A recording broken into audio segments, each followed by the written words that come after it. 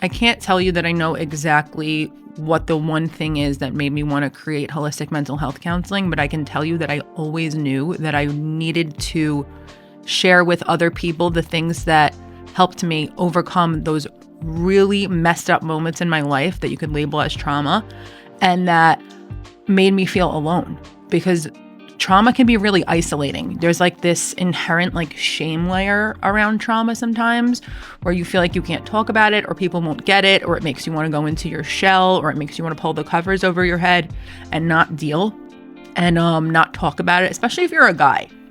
I see that a lot with patients, that men, that they feel like they can't talk about it, but women too.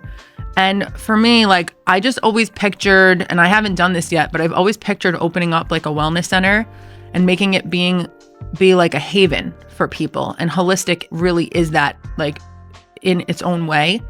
And even if it's those 45 minutes a week or whatever it is with your therapist, or an hour, you get to remove all of the parts of life that can feel hard and like pressure, and you can come into a space where you are 100% going to get heard, where you're 100% going to be validated, and where you're going to get tools to work through and overcome a lot of the things that feel really difficult to overcome on your own.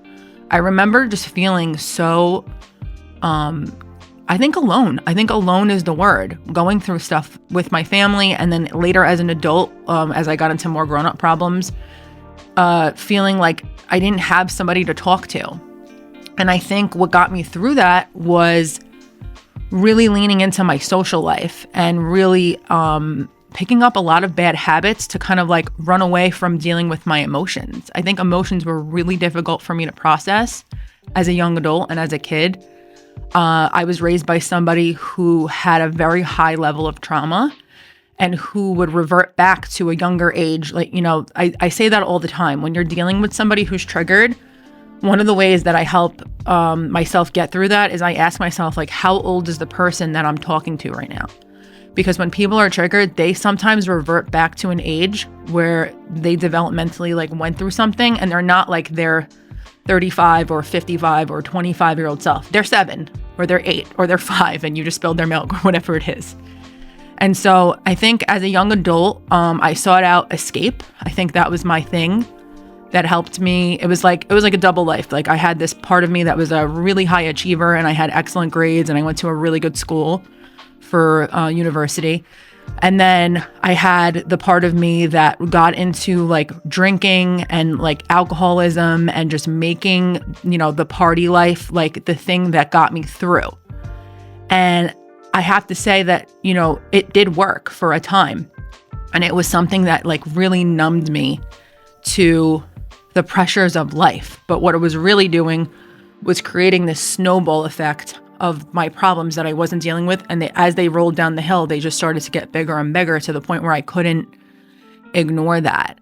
And I've been in recovery for the past 10 years. And that's where I really got to like meet myself and meet my creator. Because prior to that, I was just living this life based on fear and like really dysfunctional coping mechanisms and like running from my pain. And throughout my journey, like I got different moments where I had clarity, but I didn't really start to see like a massive shift until I got sober, and until I started seeing a somatic therapist, somebody who focuses on helping you to release trauma that's stored in your body. I had been to therapists since I was 15, on and off. We started with seeing a family therapist, and I thought it was a cool job. That's where I got the idea that I wanted to do this, but I was like nowhere near ready. I had to walk through a lot of fires, and I had to learn a lot more about life and how to overcome these things. But after a while, I just got really sick of just sitting in different chairs with different therapists talking about my problems over and over, and just feeling like, okay, great, we talked about it, now what? Like, now I go home and I have a whole nother week and nothing's changing. Like, what is the point of this? Like, I didn't want to keep opening up to people and not seeing results. I just felt like, what is the point of this? But eventually I found the right therapist. His name is John, and he introduced me to somatic therapy, and it just changed my whole life. It showed me, I can't even really fully explain it. I wish I could just put you in my brain and put you in the room with me. But it focused on day-to-day things that would come up, whether it was stuff in my relationships or things in my environment that would trigger me. And then what it would do was it would use my body, like the way my body would react to remembering it. And it would walk me through this process of unlocking where it was stored in my body and releasing it. And I started to have like almost these like really trippy experiences where I would see in my mind's eye, like all the things that it was related to. Our brains and bodies are really clever. They like to protect us. And so when there is trauma stored in the body, it stores in something called feeling networks. So let's say I had a situation where, let's say my boss criticizes me or something. Now, the average person might be uncomfortable at a level 4 or a 5 out of 10, but maybe I'm a 10, right? And I can't figure out why. So the other 5 of that score is now coming from all these different times I was maybe shamed as a kid that are stored in that feeling network. And I don't know why my body's having that reaction. Like, this is just an example.